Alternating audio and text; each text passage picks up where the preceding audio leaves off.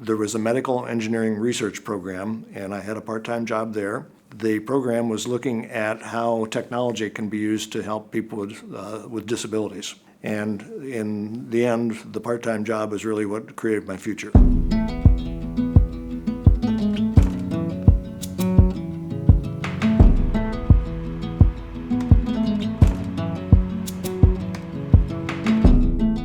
I grew up on a farm, a Wayne County farm just south of Creston. Mom was a teacher, Dad was a farmer, and I was the first of four.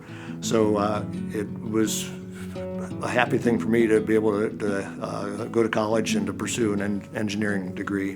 And I went to Case, it was Case Institute of Technology then, to become later part of Case Western Reserve University. Eventually, I made my way to the main rehabilitation hospital in the Cleveland area, and it was there that I met Ed Prentke.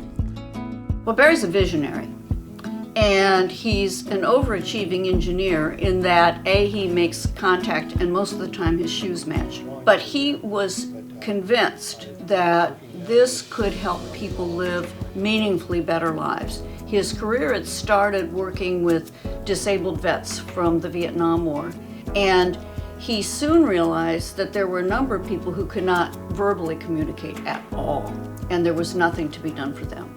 And that became a passion for him. And when he met Bruce Baker from Pittsburgh, who was the linguist who devised the language system, he just thought he could put it all together, and he did. So here's a guy that really had a dream, had an idea many years ago to basically give language to people that couldn't speak. He and his partner Ed Prentke started out literally in a basement up in Cleveland, developing equipment, and what this has turned into now is a national leader in assistive communication and an international company. It was never the idea up front to have wealth or to build wealth. When Ed and I started to make things early on, we didn't really have much of a business in mind. We just knew that there was a need. And so we tried to do things as low cost as possible. When things became full-time and the business was starting to grow, we realized that to be sustainable, it needs to be profitable. When I think of Barry Romich, I think of a full-circle entrepreneur. Barry and a group of very smart people saw a need in the market to give a voice to the voiceless. They developed a product, they built a company around that, and Barry was selfless enough to understand that he needed a dynamic management team surrounding him to grow and perpetuate that company. And now Barry is pursuing philanthropy with the wealth he generated from that business. That brings him around to being a full-circle entrepreneur. The good he has done and will do, and the legacy and mark he will leave on Wayne County will be enormous.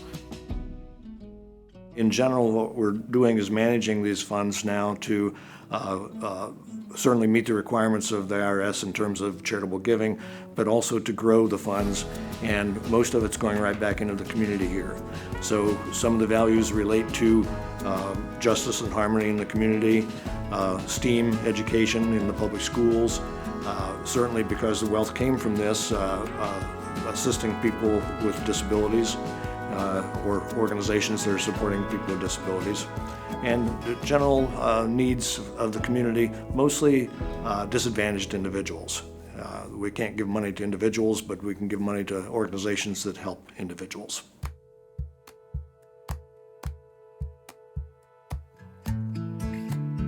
In wildest dreams, we wouldn't have guessed where we are today. Initially, we were just trying to do good for people who needed some help. That continued to grow, the word spread, and things have moved in a good direction. Much more productive when it's possible. Well, Barry, congratulations. You're most deserving. I am proud to serve on the board of the company you founded, and you've done amazing things here in Wayne County and in Worcester. Oh, Barry, we're so proud of you and so proud of all you've done for this community in our area and for the world around us, and are so grateful that you've decided to stay in Wayne County and Worcester to do it. I feel blessed to have been exposed to Barry and the company that he created. And again, Barry, congratulations. I get a little emotional thinking about impact on people that we've had one way or another. And I just feel as though I wouldn't have been able to actually plan this out in advance. It just all happened. I'm just a Wayne County farm boy. And as I would head down a path, there were a lot of other people that went with me and or saw that I was on this path and wanted to help out. And so, again, I can't claim a lot of this just as my own personal brilliance. It was just a matter of being at the right place at the right time and having a lot of help along the way.